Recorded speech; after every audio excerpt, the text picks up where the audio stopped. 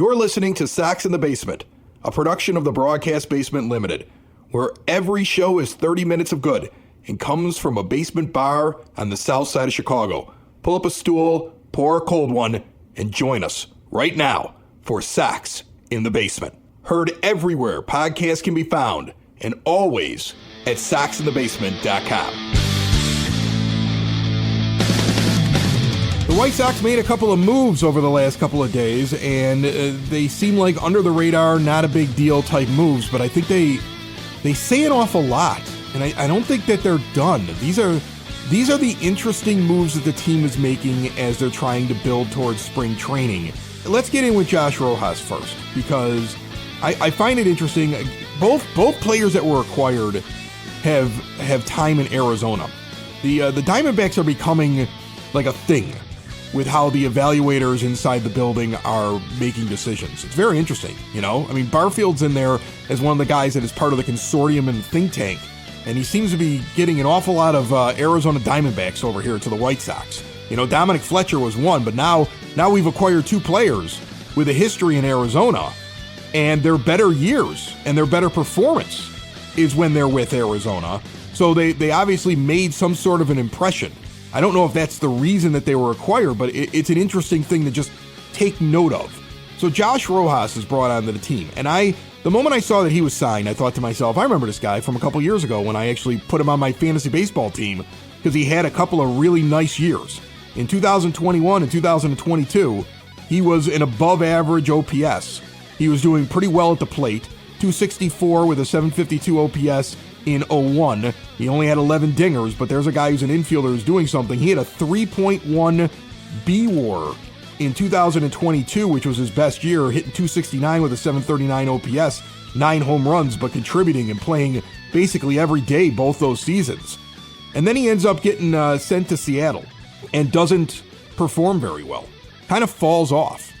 And you wonder what the White Sox think they're acquiring here. Are they acquiring a guy in their mind that's like, okay, he's somebody we know his work ethic, we know he's got kind of a veteran presence, he's going to be 31 years old during this season, like he's a guy who's just going to kind of fill a spot or at least be somebody who professionally plays an infield position, and if one of these young kids want the job, they've got to take it from him?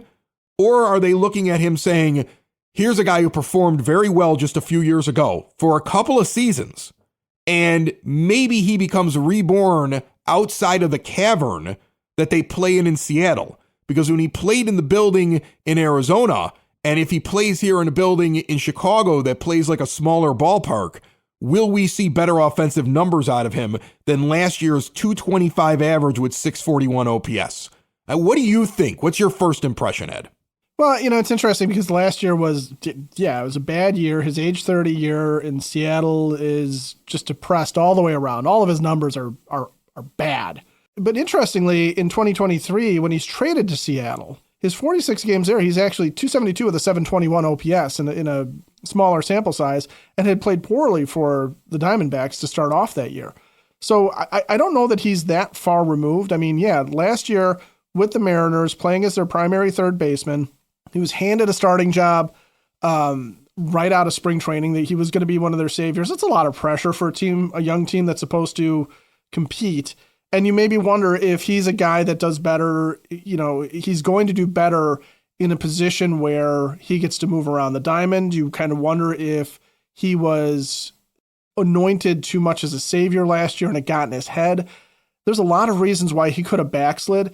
And this is a guy that's not necessarily an all-star to begin with, but you look at a guy who cranked out 32 doubles in 2021 and 25 doubles in 2022, and then another 30 of them in 2023.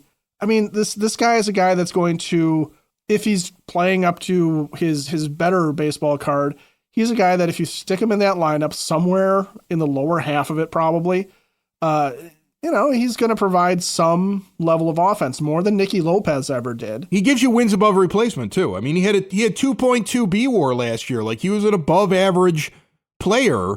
The glove, obviously, something that's very helpful to him if he was only hitting 225 and he was able to give you wins above replacement. Yeah, he's super versatile in the field, and that's my initial impression when I saw them signing him was, oh, okay, well, signed him to a one-year deal. So here's a guy who gets an opportunity to come and play on the south side in a much more hitter-friendly stadium, prove that he still has the offensive chops. He can play all over the field.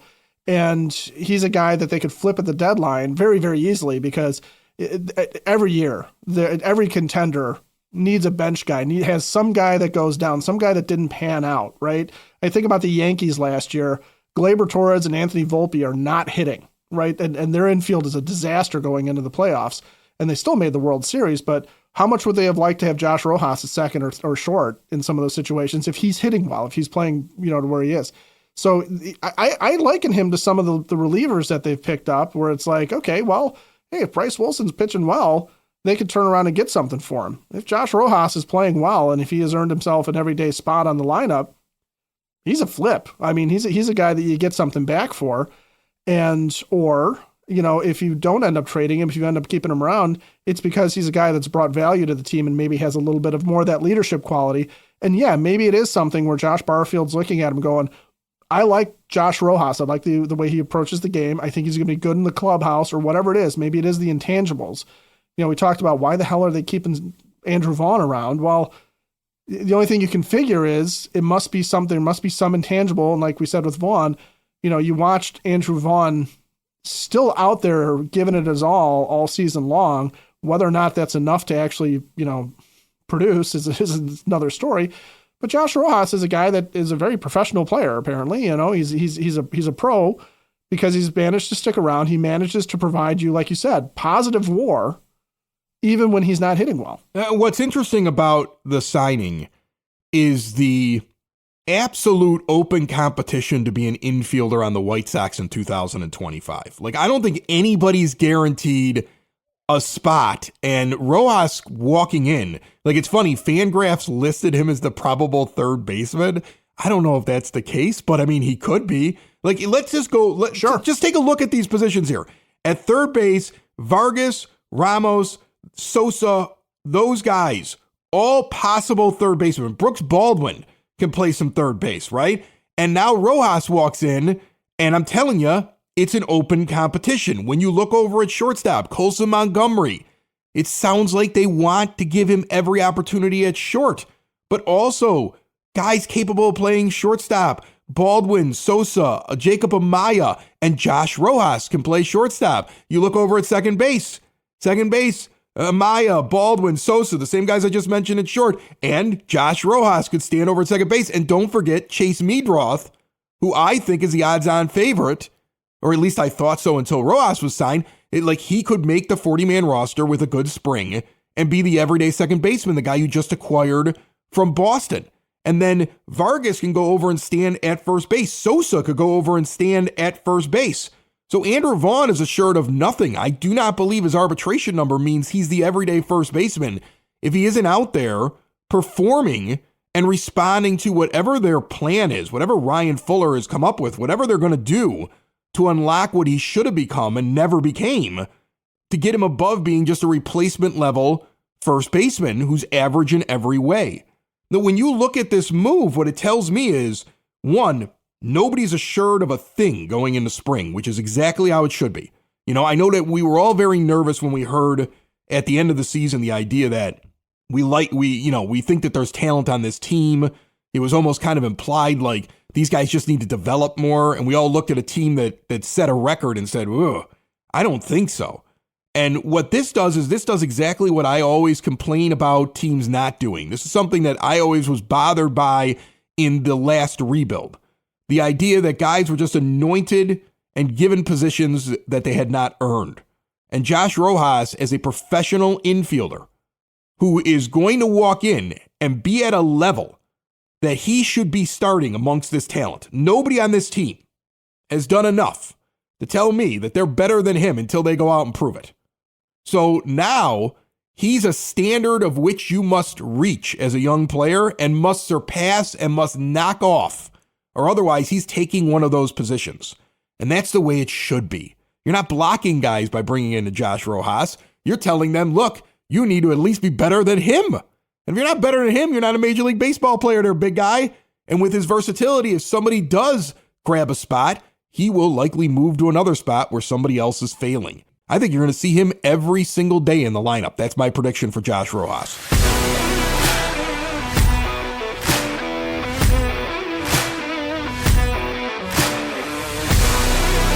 Sox in the Basement listeners, for exterior windows, doors, patio doors, and storm doors, look no further than Window and Door Superstore of Oak Forest. Get in there today. And when I say get in there, I mean get into their showroom. They have a big, beautiful showroom in Oak Forest. They've been doing it this way forever. And the reason they've been doing it this way is they'd rather you come in, see everything in person, get to ask questions of an owner that's on site. See all the little etchings and the doors and all the different doorknobs, instead of having to ask questions of a salesman who shows up with just a couple of examples in a magazine. Not only is there an owner in the showroom, there's one on site for the install along with all their own workers. They don't farm out the work. They've been in Oak Forest doing it this way since 1985. All major brands, custom made, no stock items for a perfect fit. A half block east of 159th and Ridgeland. That is where Window and Door Superstore of Oak Forest is, at 6280 159th Street. See more at windowdooroakforest.com. Ed, your thoughts on the infield competition? Well, yeah, and think about all the names you just listed. Now, is there talent there? Yeah, Chase Meadroth, we looked at his scouting profile and his stats and everything when the Sox acquired him, and he seems like a guy that fits it fits an idea of what we think Ryan Fuller is looking for in terms of hitters and what Chris Getz maybe wants to do as far as the type of hitter that he fills lineups with. But Chase Meadroth has never played in the major leagues and has, a good minor league record, but that doesn't always translate, right? And Lenyn Sosa, we've looked at Lenyn Sosa before and said, well, he takes a while to get his feet wet, but once he starts to figure it out and feel it, in whatever level he's playing at, from the low minors all the way on up through AAA, and now he started to turn that corner at the major league level. Well, Lenyn Sosa still hasn't proven it, right? Because at the major league level, he still had more struggles than he's had success. Brian Ramos is the same way. I think Brian Ramos has talent. I think Lenyn Sosa has talent. I bet Chase Meadroth has talent. I've never seen him play. Miguel Vargas allegedly has talent, if you believe what he did in the minors for the Dodgers, but we've never seen it at the major league level. All those question marks, okay? And Colson Montgomery really had a bad year at AAA last year. I know he's your best prospect, or one of them, but holy cow, he looked terrible last year. So there's question marks surrounding Colson Montgomery. None of these guys are givens. At least you know what Josh Rojas is or was, right? And even if he's the guy that they had last year with the Mariners hitting 225 with the 641 OPS, it's not a whole lot different than having a Nicky Lopez on your team the way they did last year as a placeholder, because all you've committed is 1 year at a relatively cheap salary. Josh Rojas, though, is better than Nicky Lopez. Okay? He's had better seasons than Nicky Lopez. He's more talented than Nicky Lopez. Way better than Nicky Lopez. He's an upgrade over Nicky Lopez. Absolutely. But in terms of the numbers that he put up last year versus Lopez's best numbers, that's what we're kind of comparing there, right? But Josh Rojas is going to be a much, much more attractive piece for other teams as well, even if he's not playing well, because he is a guy that becomes a versatile bench guy for somebody else. So there's so much value in Josh Rojas, and in serving notice that, hey, Lenyn, you want one of these jobs, okay? We like what you did at the end of the year. Now come get some and repeat that performance. Hey, Colson, you want to make it to the majors this year? Get it together, man, and come and take that shortstop job away from this guy. Chase Meadroth, you were blocked in Boston. All right, come and grab a job. Come and show us. Prove it. I think he can still prove it in spring training, and he can still earn that starting second base job. Also, I would like to see Miguel Vargas and Andrew Vaughn go on a very long vacation together. I know. Well, here's the thing. When I look at this list and all these different players out there, like the guys, we've talked about this before, the guys that I just have this gut instinct that I want to see more of, and that I really want to see perform well, or that I think may actually make the team as a starter. I look at Meadroth and I go, I think that guy's probably going to be your second baseman. Like, if things go well, that would be a nice thing to see that they acquired a player that is done very well at AAA and he's able to make the move up. You see the back end of Sosa's year last year, and I've said it so many times, I'm going to look like an idiot when in June he's been released by the team or he's hitting 220. But I mean, like, I loved his last couple of months. I don't love his defense at all. But I would love to see him in the lineup somewhere, at least to start the year off. So there's another name. Like, I know Colson Montgomery had a terrible back half. And really, the surge in the last couple of weeks of the season and what he did in the Arizona Fall League, I don't think is enough to make me think like he's ready. I think this guy's still got some time, and hopefully he can figure out what he's got to do to get to the major leagues. I'd be a little concerned if all of a sudden he was starting at the beginning of the year on this team, even though Chris Getz has suggested the idea that he's going to have every opportunity. He doesn't seem ready to me. You know, I look at Rojas and I look at Meadroth and I look at Sosa. And those are three names that I fully expect to be in the infield. You're running out of space in the infield then. You know what I'm saying? Like, and if Vaughn is like somebody they're going to give a shot to at the beginning of the year, you're completely out of space. At least in my mind. And don't forget, you've got a DH spot there. You do have a DH spot, and you know if you were able to go out and pick up another outfielder, it would be Andrew Benintendi because he's terrible out there and drops fly balls. You know, or it could be Sosa, who's a terrible defensive player. He might be the designated hitter, or it could be Edgar Caro, as we talked about last week. Yeah, it could be Edgar Caro because you could see Corey Lee still be the starting catcher with Matt Thies as the backup to start off the season until Kyle Teal's ready. You look at the White Sox depth chart right now in their 40-man roster. There are guys that are not going to be on the 40-man roster by the time this is all done. They're going to have to get out of the way because some of these guys are going to take their spot. You know, Edgar Caro is going to have to get added to the 40-man roster, and I think he's coming. I think he's going to be a bat, and I think he's going to be a bat out the gate, if not within the first couple of weeks if they start playing with service time. And I think Meadroth gets added on there as well. That's two spots right there. Somebody's getting knocked off. You know, these guys are going to be non-roster invitees who actually have a leg up on some of the guys that are on the 40-man roster. So you're going to see an awful lot of movement there. So it is going to be a crowded mess, and I really hope that it's an open competition, Ed. Look, as White Sox fans, knowing that you're not going to win the division this year or make it to the playoffs, knowing that it'd be an amazing, incredible, just astounding season if you were to go 500. Like, that'd be amazing.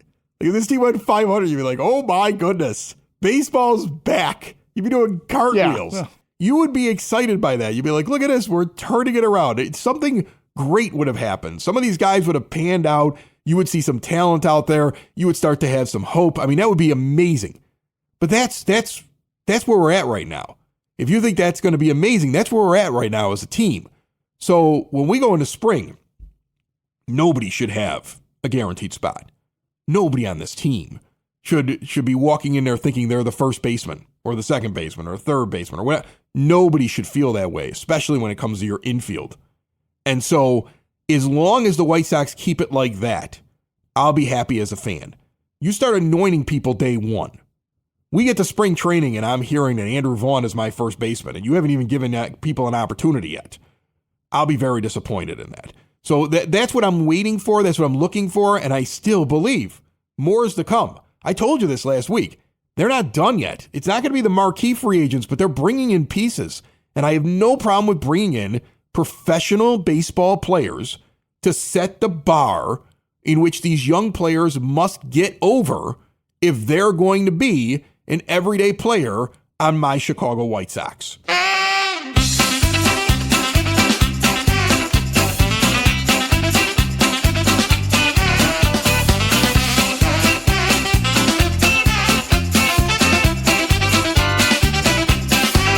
Joining me on the phone line in a new year, we have the Sox Nerd back again. Dave Marin puts up all those tidbits and trivia nuggets on the scoreboard at the rate.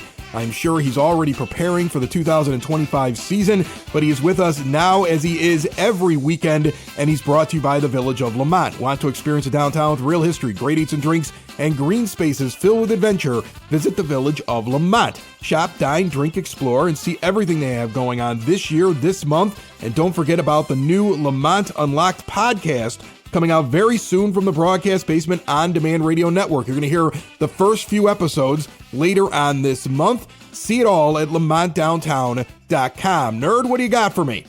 Chris, as we head into the dead of winter, I take hope in the baseball calendar. Each off-season MLB event is another hurdle cleared en route to opening day. So with that in mind, here are some Sox-related nuggets on baseball's top winter events. On January 21st, the writers will reveal their latest Hall of Fame class. There are no former Sox players debuting on the ballot, But one-time Sox outfielder Andrew Jones is on the ballot for the 8th time after garnering 62% of the vote last year, so he's close to the 75% needed for induction. Jones is the only player in White Sox history to hit a walk-off home run on his birthday. On his 33rd birthday in 2010, Jones capped his 39th career multi-homer contest with a game-winning shot in a 7-6 victory over Seattle. Good God, Chris, with 434 home runs, 10 gold gloves, and 5 All-Star appearances, put this guy in already. Mark Burley is back on the ballot for the 5th year. He received 8% of the vote last year, and he needs 5% to stay eligible. Others with Sox ties on the ballot are Jimmy Rollins, Omar Vizquel, and Manny Ramirez. Around February 10th, Sox pitchers and catchers report, and we start to see the most up-in-the-air starting rotation in Sox history take shape. As it stands now, there will not be one pitcher reporting that day who broke camp in the rotation a year ago. Crochet, Flexen, Fetty, and Soroka are all gone. Come February 17th or so, the Sox full squad will report. Like the rotation, you won't be able to tell many of the players without a scorecard. The only 2024 opening day starters to report, as it stands now, that day will be Vaughn, Robert, and Benintendi. On February 22nd, the Sox will celebrate George Washington's birthday. Did you know the Sox once had a player named George Washington by opening their 39th Cactus League season? For the 4th time in 5 years, the Sox will start their spring slate against the Cubs. We probably won't get a hint as to who the Sox opening day starting pitcher will be in this one. It's been 10 years since a pitcher started both the spring and regular season opener, and that was, of course, that cut-up Chris Sale. Speaking of the opener, the calendar tells us it's March 27th, and this will be the earliest regular season premiere in Sox history. That day, the Sox will make it a quarter century without starting a homegrown catcher in their opener. The last time that happened was in 2000 with Mark Johnson. Before I get to my zinger, I remind you that gems like these and long-form pieces are on my blog, which you can link to at soxinthebasement.com. My zinger: the Sox recently acquired left-handed pitcher Tyler Gilbert from the Phillies. Gilbert threw a no-hitter for Arizona in his 4th big league start, making him the first pitcher to join the Sox with a no-no since Francisco Liriano in 2012. That's it, Chris. More than you wanted to know about Father Time, the Hall of Fame, and Cactus League openers.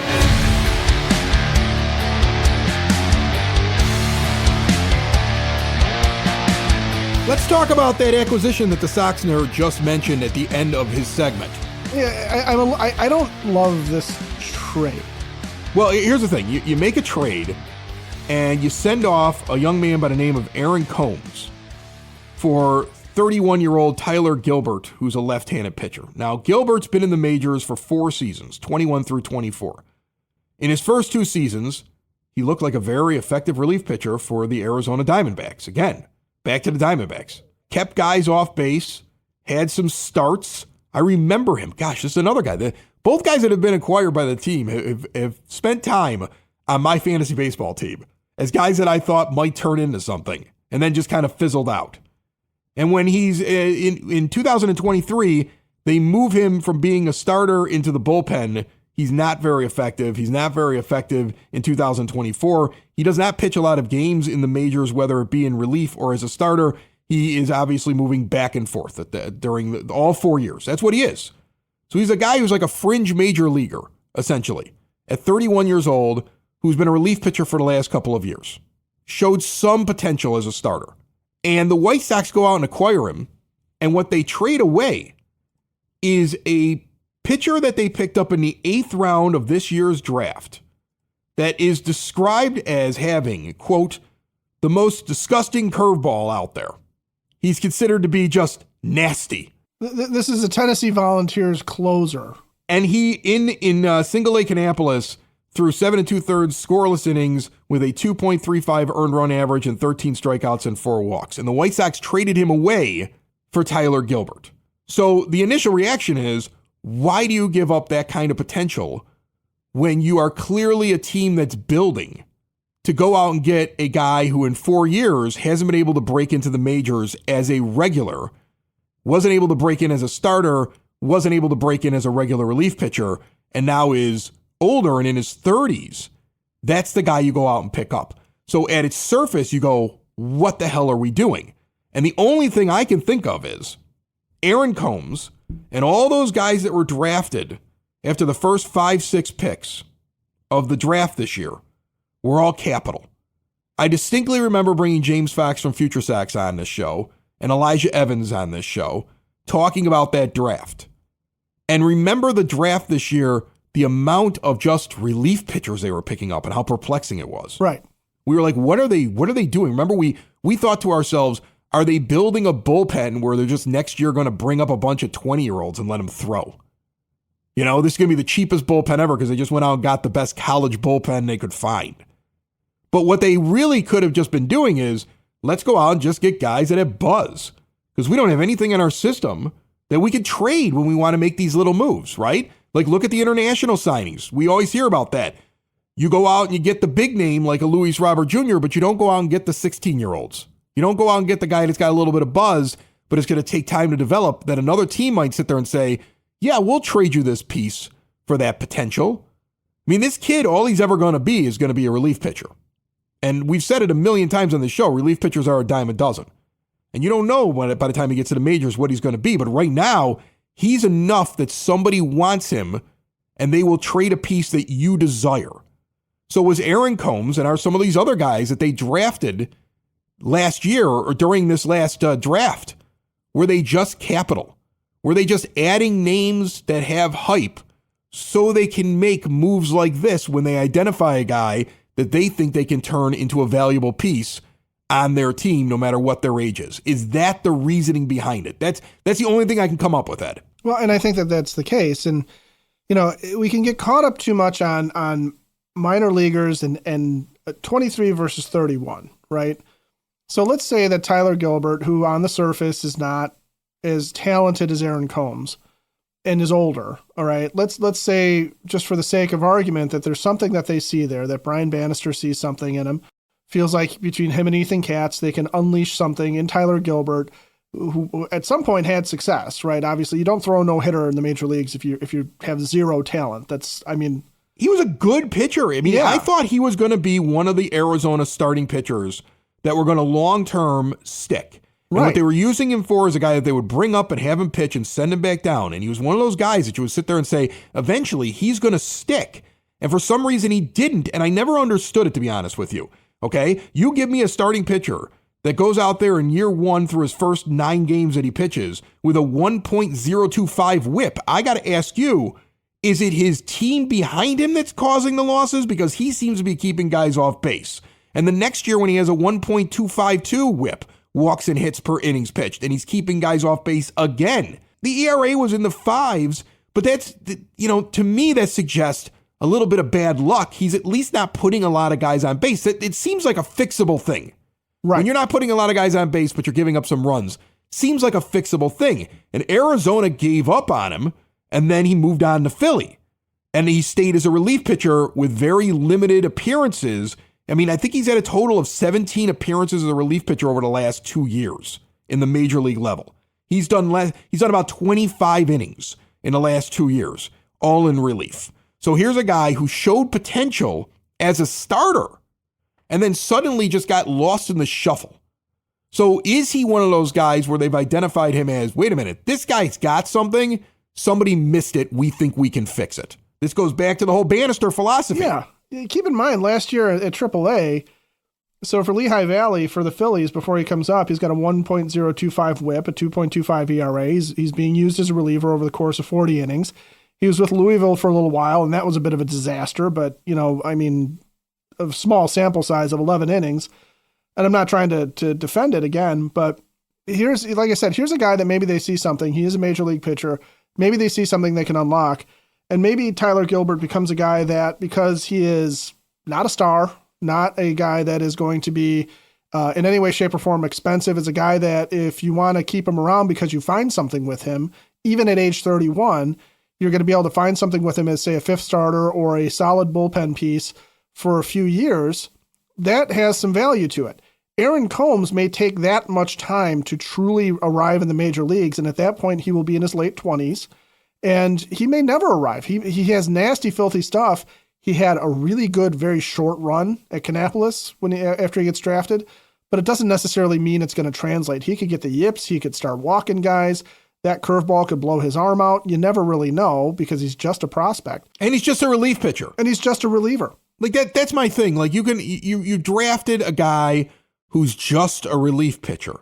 And what you want him to become is, well, maybe he becomes the next Mariano Rivera, or he becomes Liam Hendricks, or he becomes whatever. And then what you have to do is look at their baseball cards and realize that it's a bumpy road to get to there, and it's not guaranteed. No. So, I mean, like, I think when they drafted all those relief pitchers, I was like, what are we doing? Remember, I had to ask that question.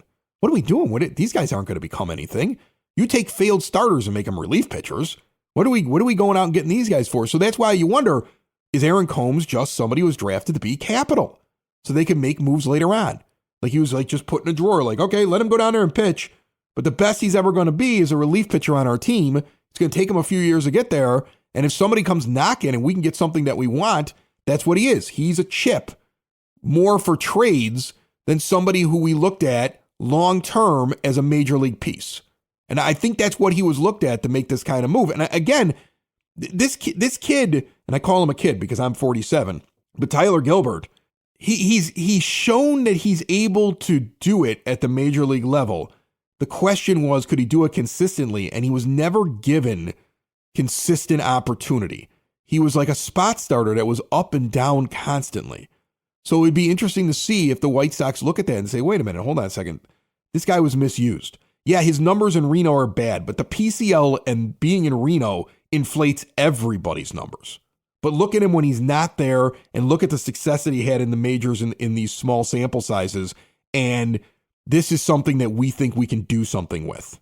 And all it did was cost us one of these chips that we went out and got during the draft. And we only drafted this kid just to be a chip. That's the only way it makes sense. Like, I'm trying to wrap my head around it. It's the only way to make sense. I know the prospect towns, like, their heads exploded with this trade because they were like, oh my goodness, wait a minute. This guy, he's nasty. Look at what he does. He was a superstar in Tennessee. And I'm trying to wrap my head around what the philosophy of the front office is. This feels very Tampa Bay Rays, doesn't it?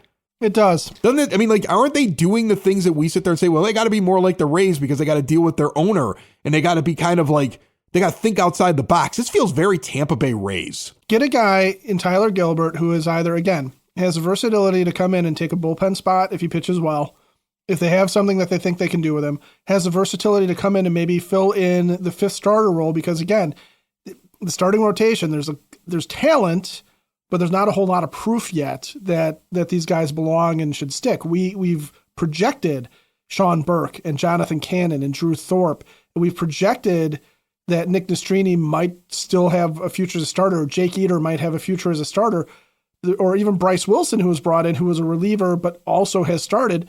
Tyler Gilbert kind of falls along that same thing of like, well, somebody take a job here, okay? So here's some major league veterans who have been here, who have done it. Again, Gilbert, threw a no-hitter, had some good starts in his first season just a couple of years ago with the Diamondbacks in a lousy ballpark for pitchers. Come and take his job. Relegate him to the bullpen. Bring in some competition. Again, I think we can get caught up too much as White Sox fans in, well, we need the minor leagues to produce. We need young. That's the only way we're going to do this. No, sometimes you just need cheap professional veterans who are going to come in and maybe do a job right away because you still, at the end of the day, have to field a major league team this year. And if Aaron Combs wasn't going to be on the team this year, I'm sorry, I would love to root for Aaron Combs, but I don't have 5 years, 3 years, 2 years to wait to become an Aaron Combs fan when I can become a Tyler Gilbert fan this year. I don't think either of those things are going to happen as it is, because now Aaron Combs is on the Phillies and Tyler Gilbert is still a fringe major leaguer, but you get my point. Sox in the basement. Sox in the basement. Sox in the basement. Sox in the Basement. Heard everywhere podcasts can be found, and always on soxinthebasement.com.